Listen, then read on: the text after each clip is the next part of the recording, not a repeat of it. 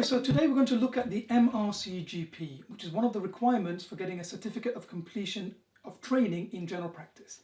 So the MRCGP assessment is modular. There are three components within it: workplace-based assessment, or WPBA, the applied knowledge test, or AKT, and then the clinical skills assessment, or CSA. Now let's look at each of these in a little bit more detail. So workplace-based assessment is an ongoing assessment, happens throughout all 3 years of your training.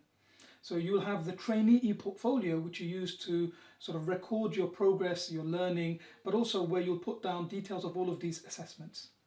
Now, there are 7 different assessment tools which are listed here, and these are used to assess different skills, different competencies, and some only relate to GP posts, some only relate to hospital posts. Some of these assessments relate to both GP and hospital jobs. As well as these assessment tools, you'll have a learning log, which you use to record different types of learning throughout your training. And the idea is that you're making regular entries into your learning log of different things. For example, you might record what you learned from a tutorial and reflect on that. Maybe an interesting case that you saw, maybe a professional discussion or some e-learning. And there are certain checkpoints that you need to meet to progress. So at the end of ST1, you need a certain number of different assessments to have been carried out successfully, similarly at ST2 and to complete training after ST3. The MRCGP AKT tests your ability to apply knowledge in the context of UK general practice. So it consists of 200 questions and you have 3 hours and 10 minutes to get through all of them. It's available 3 times a year in October, January and April. And the whole thing is done on computer. And you can attempt this in your ST2 year or later, so your second or third year of training. You can't attempt it in your first year of training. 80% of the questions are made up of clinical medicine relevant to UK general practice, and that could cover anything that you might see as a GP. 10% is the evidence interpretation domain, so this includes statistics, graphs and charts, evidence-based medicine, types of study.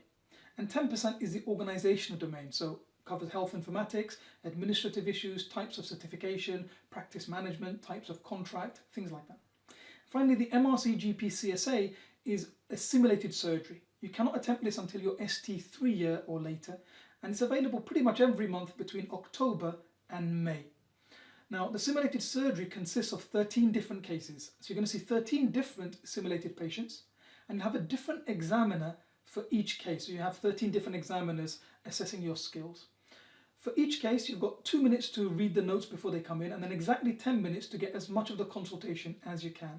And this tests sort of all of your skills and knowledge. So there are 3 domains being assessed in every case: data gathering, which is about history and examination; clinical management, which is about diagnosis, management, and that includes things like follow-up, safety netting, as well as the main management of the main condition; and then interpersonal skills, so effective communication, being patient-centered in your approach, and things like that. There's equal weighting given for each of these domains, and you get a grade for each domain of clear pass, pass, fail, or clear fail, and each of those grades is worth a certain number of marks as shown here.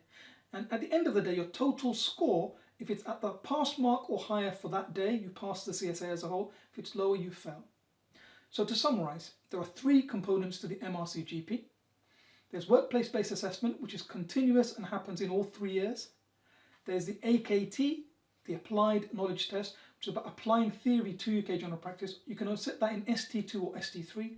And then the CSA, which is about knowledge, consulting skills, examination skills, management. It's about the whole package. A good way to look at it is GP finals. You can only sit that in your 3rd year or later.